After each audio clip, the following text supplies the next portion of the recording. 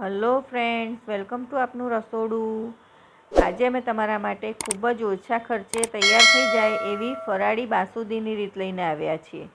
આ ફરાળી બાસુંદી તમે જન્માષ્ટમીની થાળીની સાથે પીરસી શકો છો અને કોઈપણ બીજા વ્રત કે ઉપવાસમાં પણ તમે આ બાસુંદી બનાવી અને ખાઈ શકો છો। માર્કેટ કરતાં ઘણા ઓછા ખર્ચે તૈયાર થઈ જાય છે અને એકદમ ફટાફટ તૈયાર થઈ જાય છે। તો જો તમને અમારા વિડીયો પસંદ હોય ફ્રેન્ડ્સ, તો વિડીયોને લાઇક અને શેર કરી ચેનલને સબસ્ક્રાઈબ કરવાનું ના ભૂલતા અને બાજુમાં આપેલા બેલ આઇકોનને દબાવજો, જેથી આવનારા દરેક નવા વિડીયોની નોટિફિકેશન તમને મળતી રહે। બહારની જે બાસુંદી આપણે લાવીએ છીએ એ આપણને ખબર નથી હોતી કે એની અંદર શું નાખેલું હોય છે, એટલે ઉપવાસમાં ખવાય કે નહીં। પણ જો આ રીતે તમે ઘરે તૈયાર કરો તો તમે ફરાળમાં પણ આ બાસુંદી ખાઈ શકો છો। તો તેના માટે સૌપ્રથમ આપણે એક મોટું વાસણ લઈશું, જાડા તળિયાવાળું। જ્યારે પણ આપણે બાસુંદી કે દૂધપાક કંઈ બી બનાવવું હોય ત્યારે આ રીતનું પહોળું વાસણ લેવાનું। તેની અંદર થોડું પાણી નાખી અને 500 ગ્રામ ફૂલ ફેટવાળું દૂધ લઈ લીધું છે। તમારે વધારે બનાવવી હોય તો તમે વધારે પણ બનાવી શકો છો। ગરમ કરી અને મલાઈ કાઢી લીધેલું દૂધ નથી લેવાનું। આ રીતનું 500 ગ્રામ દૂધ લઈ લેવાનું છે। ત્યારબાદ દૂધ નવસેકું ગરમ થાય એટલે દૂધનો જે પાવડર આવે છે એવા 2 પાઉચ અમે લીધા છે 10-10 રૂપિયાવાળા। એ 2 પાઉચ એક બાઉલમાં કાઢી અને આ રીતે થોડું દૂધ લઈ અને મિક્સ કરી લેવાનું છે। આ પ્રોસેસ પહેલાં જ કરી લેવાની છે, દૂધ ગરમ થાય એના પહેલાં જ। હવે આપણે ધીમા તાપે દૂધને ઉકળવા દઈશું થોડું।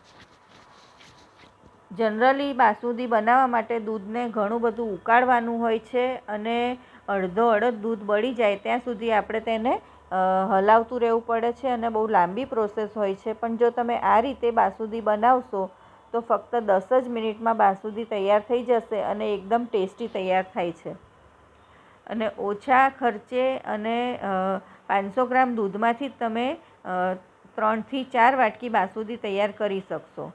હવે આપણે દૂધ ગરમ થાય એટલે થોડાક તાંતણા કેસર લઈ અને તેને પલાળી દઈશું ગરમ દૂધમાં। આ ઓપ્શનલ છે ફ્રેન્ડ્સ, જો તમારે ના નાખવું હોય તો તમારે સ્કીપ કરવાનું।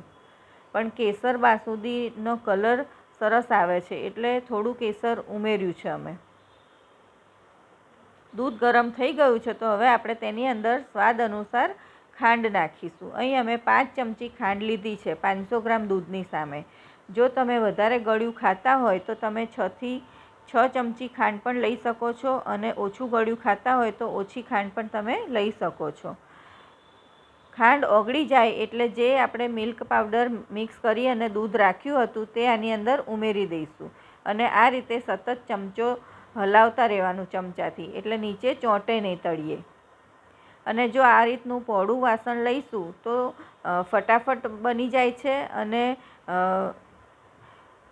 ગરમ દૂધ થતાં આજુબાજુથી પણ દૂધ ગરમ થાય છે એટલે તેની પ્રોસેસ જલ્દી થઈ જાય છે। હવે અહીંયા અમે 7 થી 8 નંગ બદામને આ રીતે ક્રશ કરી લીધી છે।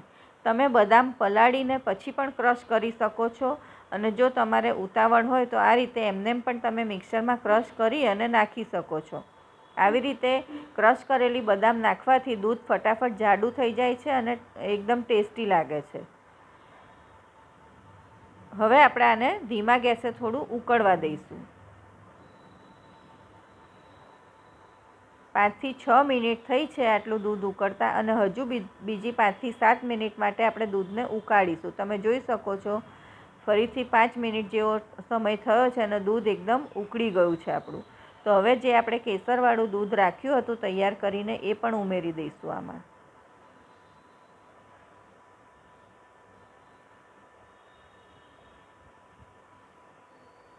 સરસ દૂધ ઉકળી ગયું છે અને બાસુંદી આપણી જાડી પણ થઈ ગઈ છે। હજુ જેમ જેમ આ ઠંડી થાય છે એમ એમ વધારે ઘટ થતી જાય છે અને આ રીતે બનાવેલી બાસુંદી તમે ફરાળી થાળીમાં પીરશો તો ખાવાની પણ ખૂબ જ મજા આવે છે। બાસુંદીની રીત અમે પહેલાં બતાવેલી છે, આના પછી અમે ફરાળી થાળીની રેસીપી પણ મૂકવાના છીએ, તો એ પણ તમે આખો જ વિડીયો જોજો, કેમ કે લાંબો વિડીયો થઈ જાય છે એટલે અમે બધું એક સાથે નથી બતાવેલું। આના પહેલાં અમે ફરાળી સુખડીની રીત પણ બતાવેલી છે, તો એ પણ તમે બનાવી અને ખાઈ શકો છો ફરાળમાં. સરસ જાડી થઈ ગઈ છે આપણી બાસુંદી અને કલર પણ બદલાઈ ગયો છે, તમે જોઈ શકો છો. તો હવે આપણે આની અંદર ડ્રાયફ્રૂટ ઉમેરીશું. તો અહીંયા અમે 6 થી 7 નંગ બદામને આ રીતે ઝીણી ઝીણી કતરી લીધી છે.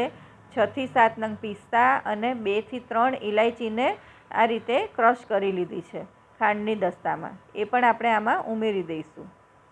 ડ્રાયફ્રૂટ તમે તમારી પસંદગી પ્રમાણે નાખી શકો છો. અહીં અમે 1 થી 1.5 ચમચી બદામ, 1 ચમચી જેટલા પિસ્તા અને 2 થી 3 નંગ ઇલાયચી ઉમેરી છે.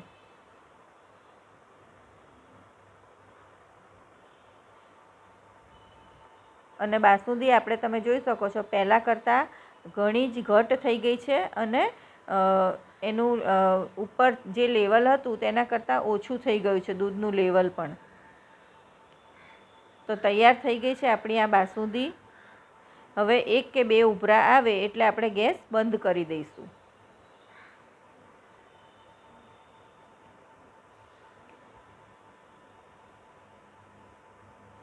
ફરાળી દહીંવડા, ફરાળી સાબુદાણાની ટિક્કી, ફરાળી મોરૈયાની ટિક્કી, એ બધાની રેસીપી અમે મૂકેલી છે, તો તે પણ તમે જોઈ શકો છો. બાસુંદી એકદમ ઠંડી કરી લેવાની અને પછી આપણે તેને સર્વ કરીશું. તમે જોઈ શકો છો કેટલી સરસ આપણી બાસુંદી તૈયાર થઈ છે. એકદમ હજુ આને એકદમ ચિલ્ડ આપણે ફ્રીઝમાં મૂકી અને એકદમ ચિલ્ડ થયા પછી પીરસીએ તો આના કરતાં પણ વધારે એનું ટેક્સચર ઘટ થઈ જાય છે.